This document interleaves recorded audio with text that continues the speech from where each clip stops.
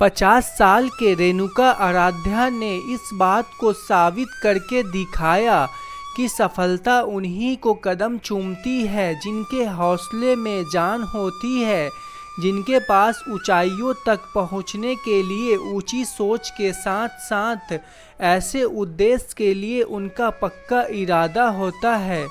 एक वक्त था जब वो अपने पिता के साथ गांव-गांव, गली-गली जाकर भीख मांगते थे, लेकिन अपनी कड़ी मेहनत और लगन के बदौलत ही आज उन्होंने 40 करोड़ का कारोबार स्थापित कर लिया है। ऐसी ही एक कहानी रेणुका आराध्या की है। रेणुका बेंगलुरु के पास एक छोटे से गांव से ताल्लुक़ रखते हैं। उनका जन्म एक गरीब पुजारी परिवार में हुआ था। इस कारण उनका बचपन बेहद गरीबी में बीता। उनके पिता का निधन जल्द ही हो गया था। उनकी मां ने उन्हें अकेले ही पाला था। कभी उन्होंने भीख मांगकर खाना खाया। आज वह करोड़ों की कंपनी के मालिक है। मेरे प्यारे दोस्तों, आइए जानें उनकी सफलता के सफ़र के बारे में। रेणुका बेंगलुरु के पास एक छोटे से गांव से है। उनका जन्म गरीब पुजारी परिवार में हुआ था। रेणुका का बचपन बेहद गरीबी में बीता।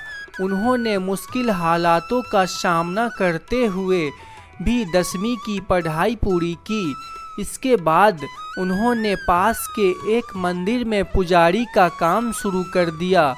पूजा अर्चना के बाद रेणुका और उसके पिता घर घर जाकर चावल, आटा और दाल मांगते थे, लेकिन इससे गुजारा करना मुश्किल था। रेणुका ने दूसरे के घरों में जाकर काम करना शुरू किया। यहाँ वह झाड़ू, पोछा व बर्तन, कपड़े धोने का काम किया करते थे। 20 साल के उम्र में रेणुका आराध्या ने शादी कर ली। उनका मानना था कि जिम्मेदारी बढ़ने से वह और अधिक मेहनत से काम कर पाएंगे और अधिक कमा पाएंगे।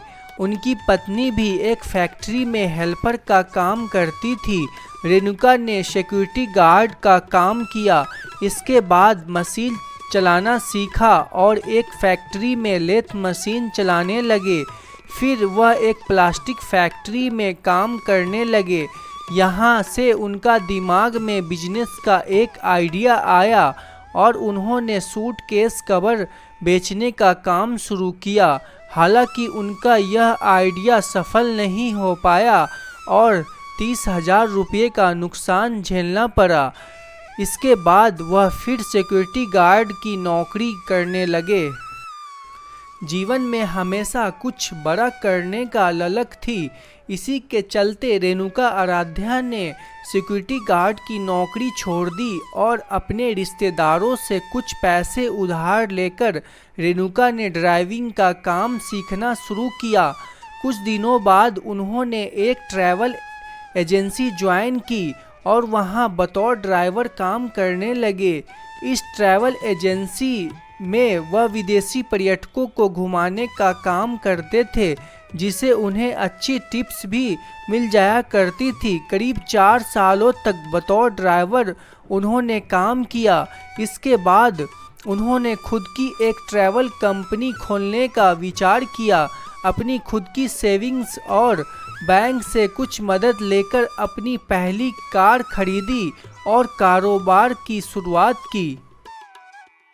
उन्होंने प्रवासी कैब्स प्राइवेट लिमिटेड के नाम से एक कंपनी शुरू की। इसके लिए उन्होंने खुद का पैसा लगाया और कुछ बैंक से मदद ली। उन्होंने अपनी पहली कार खरीदी। 1 साल बाद उन्होंने एक और कार खरीदी। इसी बीच उन्हें पता चला कि एक ट्रैवल एजेंसी अपना बिजनेस बेचना चाह रही है। रेणुका ने इसे 6 लाख रुपये में खरीद लिया। उस समय कंपनी के पास तब 35 कैब थी। यहीं से रेणुका की किस्मत पलट गई। इसके बाद अमेज़न इंडिया ने अपना प्रमोशन के लिए उनकी कंपनी को चुना। समय के साथ वॉलमार्ट और जनरल मोटर्स जैसे बड़ी कंपनियों ने रेणुका के साथ साझेदारी की। नतीजतन उनकी कंपनी का टर्नओवर 40 करोड़ रुपए से ज़्यादा हो गई है। वर्तमान में उनकी कंपनी ने 150 से अधिक लोगों को रोजगार दिया हुआ है। अपने इस सफर से रेणुका आराध्य आज कई लोगों के लिए मिसाल बन गए हैं।